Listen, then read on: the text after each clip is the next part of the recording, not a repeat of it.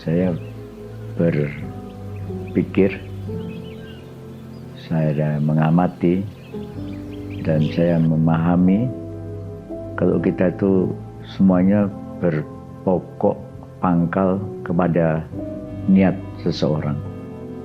Kita benar-benar harus mempunyai prinsip, mempunyai rencana, mempunyai pola pikir, pola sikap, dan pola tindak.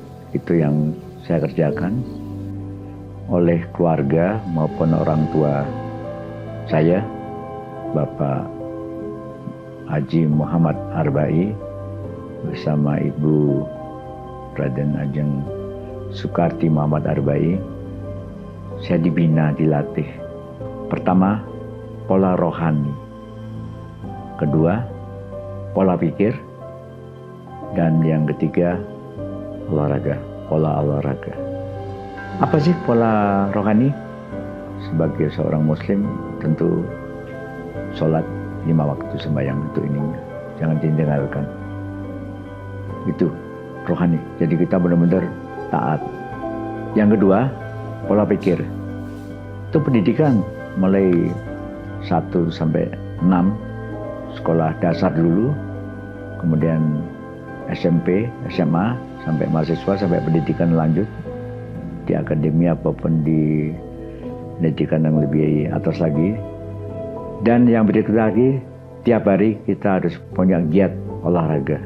Apa olahraga bela diri, olahraga selam, olahraga daki gunung, atau olahraga terjun payung, dan lain. Saya kebetulan mengikuti semua itu, termasuk juga atlet lari.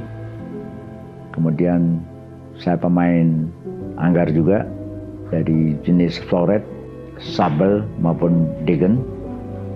Dan saya juga mengikuti seperti menyusur pantai dan lain-lain. Itu saya kerjakan semua di situ.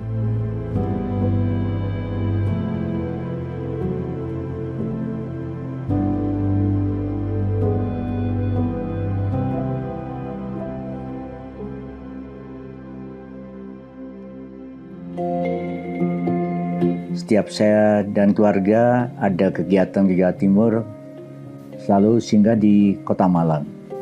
Pertama mengunjungi rumah keluarga besar Bapak Haji Muhammad Arbai, rumah orang tua yang selalu mendapat perawatan dan inovasi, rumah tempat tinggal sejak kecil dan digunakan untuk acara antara lain silaturahmi keluarga. Kemudian dengan rekan-rekan sejak SD, SMP, SMA, mahasiswa, saya mendapat pendidikan dalam institusi dengan basic hukum.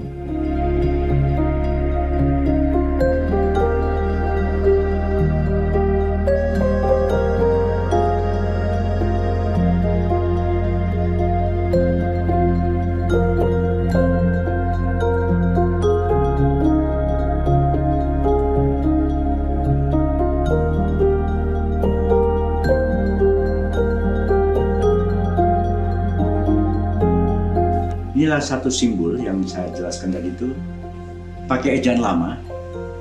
Ada 2 yang saya buat.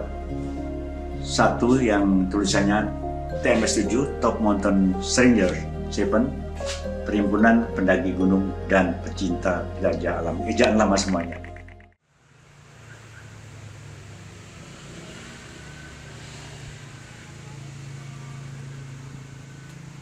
Bukan orang terdekat, bukan? Bang. Campur. Pedalungan. Pedalungan.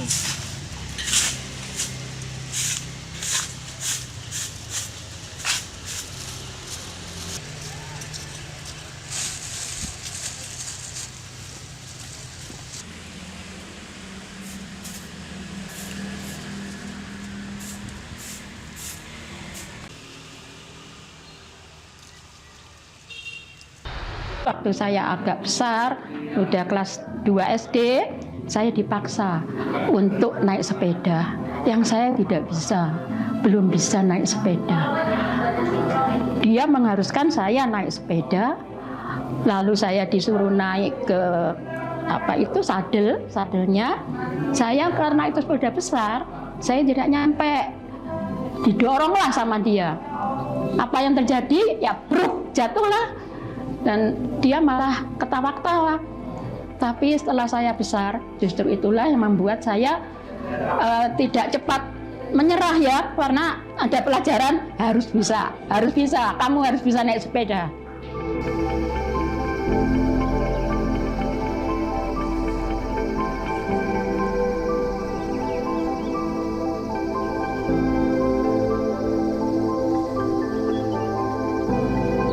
Puncak-puncak gunung adalah tinggi, tetapi niat, tekad, nyali, keinginan, dan spirit manusia masih lebih tinggi daripada itu, dengan tetap pantang takabur untuk ininya.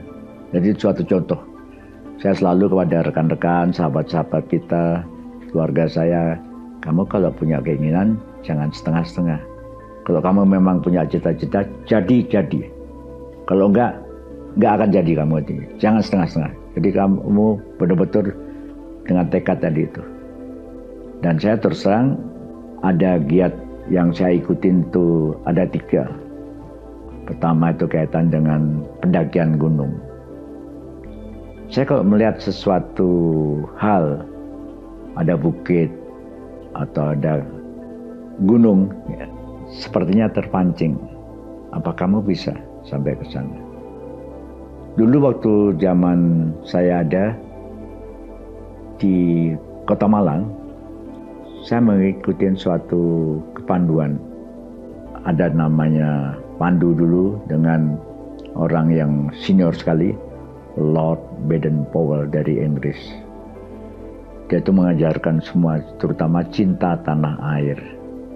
Misalkan dia orang Inggris, orang Jepang, orang Korea, orang Arab, dan lain, cinta kepada tanah air. Saya pun sangat diterapkan cinta kepada negara saya, Republik Indonesia.